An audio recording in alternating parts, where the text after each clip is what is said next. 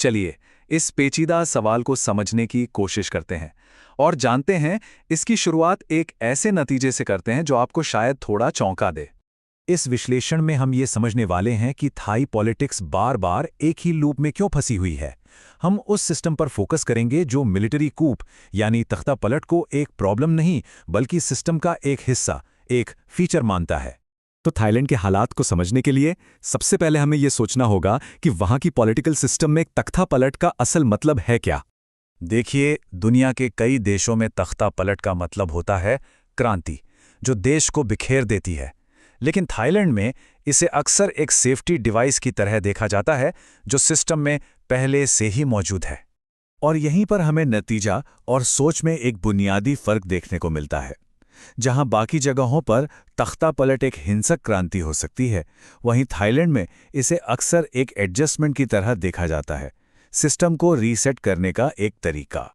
और ये safety device कोई अचानक से एक्टिवेट होने वाली चीज नहीं है। ये एक प्रिडिक्टेबल, बार बार दोहराए जाने वाले साइकिल को फॉलो करता है, जो अब देश का एक तरह से डिफॉल्ट ऑपरेटिंग सिस्टम बन गया है। ये 5 स्टेप का प्रोसेस दिखाता है कि यह साइकिल कैसे इंस्टीट्यूशनलाइज हो चुका है, मतलब सिस्टम का हिस्सा बन गया है। और इसी वजह से सेना का टेम्परेरी रोल एक परमानेंट फीचर बन गया है। तो सबसे जरूरी बात यह नहीं है कि मिलिट्री दखल देती है, बल्कि यह है कि इससे एक तरह की सामूहिक सहमति मिली हुई है जो इस साइकिल को बनाए रखती है। देखिए, सेना यहां अपने मन से काम नहीं कर रही है।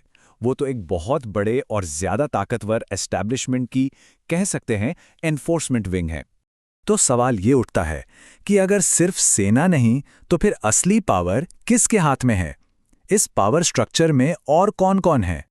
ये पिलर्स दिखाते हैं कि सेना असल में एक गहरी जड़ें जमाए हुए एलीट क्लास के लिए आखिरी लाइन ऑफ डिफेंस का काम करती है। इस एलीट क्लास में कौन है? रॉयल नेटवर्क है, सीनियर ब्यूरोक्रेसी है, जुडिशरी है और शहरी मिडिल क्लास भी। अब ये जो स्ट्रक्चर है, ये रातों रात नहीं बना है। इसकी जड़ें कोल्ड वॉर के दौर तक जाती हैं, जब सेना की पहचान देश के गार्जियन या संरक्षक के तौर पर बनाई गई थी। सेना की यही गार्डियन वाली भूमिका एक बड़ा विरोधाभास, एक पैराडॉक्स पैदा करती है। और ये सबसे ज्यादा तब दिखता है जब चुनावों की बात होती है। और यहीं पर वो पैराडॉक्स सामने आता है। मतलब जिस वोटिंग से डेमोक्रेसी चलती है, वही वोटिंग सेना को दखल देने का बहाना दे देती है। इलेक्शन इन 3 बड़े तनावों को और भी बढ़ा देते हैं। इससे पॉलिटिकल केओस यानी राजनीतिक अराजकता का ऐसा माहौल बनता है जिसे इस्तेमाल करके एस्टैब्लिशमेंट अपने दखल को सही ठहराता है। तो सवाल यह है कि एक ऐसे सिस्टम की असली कीमत क्या है, इंसानी भी और पॉलिटिकल भी, जो बार बार रीसेट तो होता है पर कभी सही मायनों में आगे नहीं बढ़ता। वक्त के साथ जो चीज कभी देश के लिए शर्म की बात मानी जाती थी, अब उसे लोग, खासकर शहरी मिडिल क्लास, एक तरह की निराशा और मजबूरी में स्वीकार करने लगे हैं। वो सोचते हैं, चलो फिर से वही हो गया, या कम से कम अराजकता से तो बेहतर है। नतीजा ये है कि थाईलैंड में एक ऐसा लोकतंत्र है जो कभी शुरू ही नहीं हो पाता। मतलब कहने को तो सब कुछ है, इलेक्शंस हैं, पार्टियां हैं, मीडिया है, लेकिन जो अंदरूनी ढांचा है वो किसी भी ऐसे नतीजे को पलट सकता है जो उसे पसंद ना आए। इससे यह साफ होता है कि असली चुनौती सिर्फ सेना को दोष देना नहीं है। असली चुनौती है उस बुनियादी भरोसे को फिर से बनाना जो डेमोक्रेसी को चलाने के लिए सबसे जरूरी है।